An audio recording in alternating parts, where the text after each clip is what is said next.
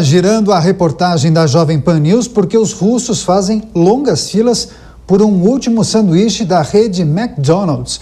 Vamos acionar nossa repórter Camila Yunis, que está ao vivo, vai trazer detalhes dessa notícia. Bem-vinda, Camila.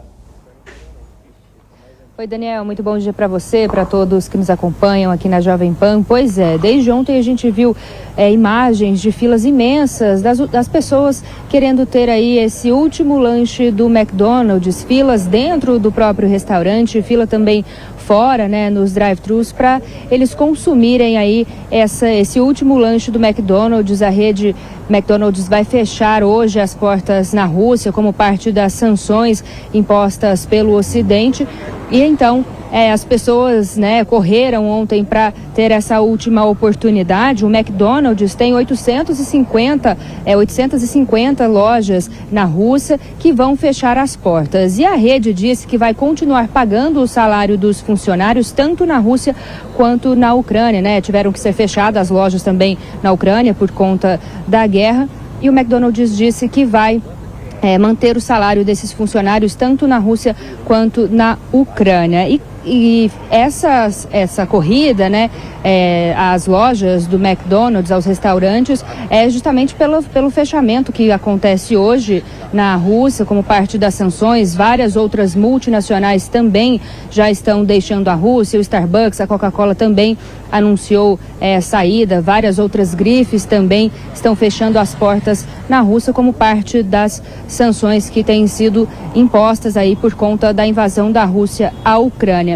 E essa invasão também, Daniel, aproveito para trazer um outro ponto, uma outra informação para o nosso ouvinte e espectador, a respeito de declarações de autoridades. O Papa Francisco, ele deu algumas declarações ontem, né, depois da missa de Ângelus. Ele deu declarações fortes aí contra essa invasão da Rússia na Ucrânia. Disse que Mariupol, no sul do país, está sendo severamente atingida e tornou-se uma cidade mártir na guerra comovente que está devastando a Ucrânia. Ele disse que, diante da barbárie do massacre de crianças inocentes e civis indefesos, não há razões estratégicas, apenas inaceitável o ataque armado deve ser detido antes que reduza as cidades a cemitérios. A gente tem então essa declaração do Papa Francisco, muito incisivo, muito claro, né, duras críticas a essa invasão russa à Ucrânia. E também temos o fechamento aí dessa multinacional da rede norte-americana McDonald's na Rússia. Daniel. Pois é, Camila Yunis com as últimas informações, os destaques internacionais em relação à guerra na Ucrânia. Ela volta ao longo da programação da Jovem Pan News. Seguimos com análise e comentário Marco Antônio Costa sobre o McDonald's, especialmente, Marco. Uma medida que acaba impactando diretamente a população, mas tem um simbolismo nesse embargo, né? Porque a rede é um ícone do capitalismo, né? É o mundo ocidental punindo a Rússia. Daniel, nesse caso eu estou enxergando aí uma espécie de cancelamento a nível de Estado, cancelamento de uma nação.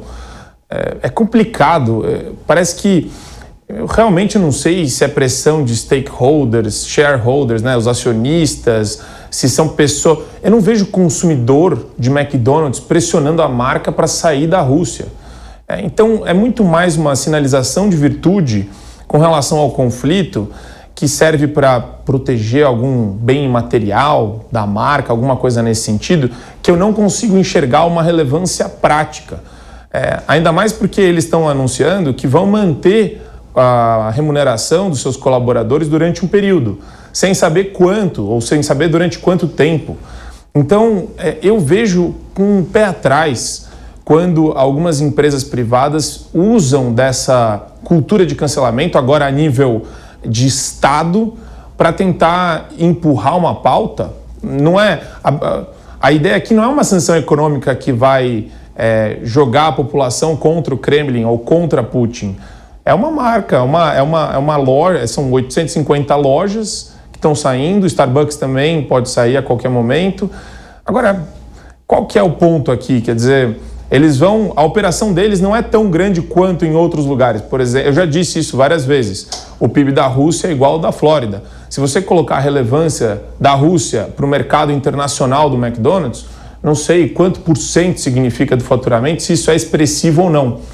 Mas eu gosto de enxergar também que hoje no mundo existem vários outros conflitos, várias outras situações bastante complicadas e temerárias de direitos humanos, e a marca nos pronuncia a respeito disso. Então, quando faz com um, vai fazer com todos? Então você vai condenar a China também pelo campo de concentração dos uigures? Eu vou repetir isso daí até alguém se manifestar, porque senão fica parecendo muito como aconteceu recentemente com um restaurante aqui em São Paulo que cancelou o estrogonofe.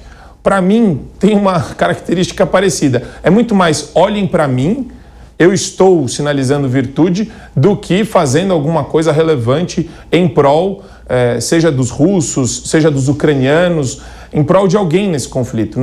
Isso daí eu não vejo como beneficiar alguém com a saída de marcas ou de entidades da Rússia, por exemplo. 10 horas e 53 minutos, tem mais informação chegando porque a Procuradoria Russa ameaçou prender executivos de empresas que deixaram de prestar serviço naquele país. Vamos acionar o repórter Marcelo Matos, que chega ao vivo para detalhar essa notícia. Bem-vindo, Matos. Olá, Daniel Caniato, e a todos que nos acompanham na Jovem Pan. Exatamente uma notícia que foi publicada pelo Wall Street Journal, dando conta o seguinte, que as empresas que estão de saída da Rússia podem ter seus bens arrestados e os empresários que fizerem críticas ao poder de Moscou presos, numa advertência que foi realizada pela promotoria da Rússia. Essa informação que foi trazida hoje numa reportagem. Como vocês estão aí detalhando, ícones ocidentais como o McDonald's, KFC, IBM, montadora de veículos da Europa e também americanas, fábricas de bebidas, marcas aí conhecidas, globais, companhias globais, meios de pagamento, Visa, Mastercard, essas empresas estão fazendo um anúncio de saída da Rússia em razão do conflito com a Ucrânia. Esse tema, segundo a reportagem, conta essa sanção, essa resposta russa, contaria inclusive, evidentemente, com o apoio do presidente Vladimir Putin. A ideia seria criar uma lei para avançar de fato aí nos ativos dessas empresas na Rússia, segundo a reportagem. As companhias estão reagindo, estão retirando seus executivos da Rússia, temendo então essa resposta, essa reação do Kremlin. A gente sabe que a cada dia que passa o conflito avança e os embargos também estão mais pesados ao país, que em várias áreas acaba recebendo essas sanções, visando justamente aí a tentativa de um asfixiamento da economia russa para uma tentativa de forçar o diálogo, evidentemente aí, e um cessar-fogo em relação à Ucrânia. O governo americano, nessa reportagem, diz que vai acompanhar todo o desenrolar das empresas norte-americanas lá em território russo. Essa promessa, essa ameaça que foi realizada, portanto, trazida na reportagem, as companhias citadas não se pronunciaram ao Wall Street Journal. Daniel. Marcelo Matos, as últimas informações. Ele volta daqui a pouco com mais notícias nessa cobertura especial da Jovem Pan News. Diogo Schelp, o governo russo, então, ameaçando empresas e até sinalizando prisão de executivos dessas companhias que eventualmente venham a deixar o país. A Rússia, o governo russo e também Vladimir Putin acusando o golpe do Ocidente? Sim, Daniel, a saída, por exemplo, de uma empresa como o McDonald's ou o encerramento de suas atividades pode parecer algo banal, mas tem dois sentidos. O primeiro, o simbólico, porque de fato dá uma sinalização para o mundo de que não está de acordo, de que não se mantém neutro em relação a uma violação internacional, a possível início, inclusive, de uma terceira guerra mundial, que é algo que o próprio presidente americano Joe Biden disse que poderia ocorrer se houvesse uma interferência da OTAN. O outro sentido é o sentido econômico, porque por mais que se possa dizer que Putin vai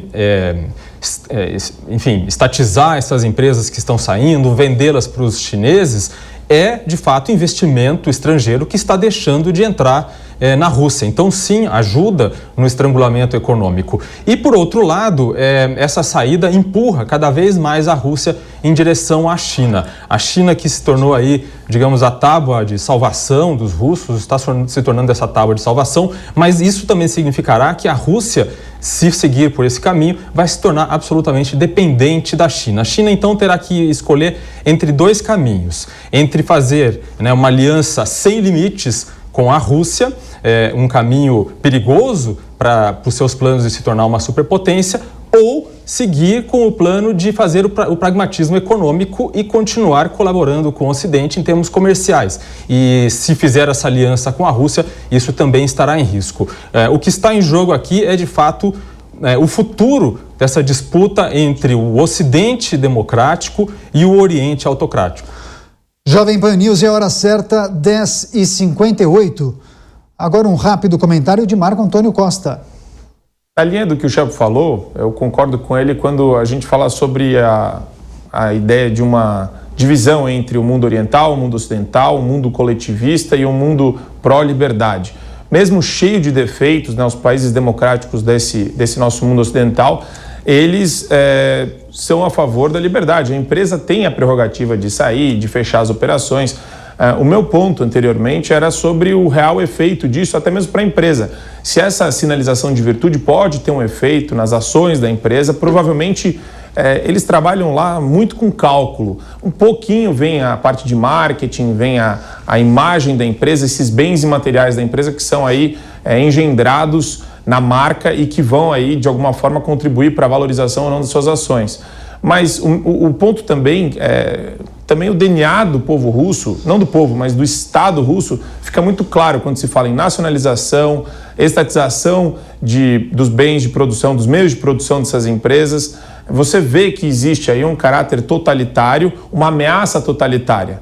E isso daí também é preocupante para o próprio povo russo, mas como eu sempre disse, que não está acostumado com a liberdade que o povo ocidental, que a população ocidental já se acostumou nos últimos anos.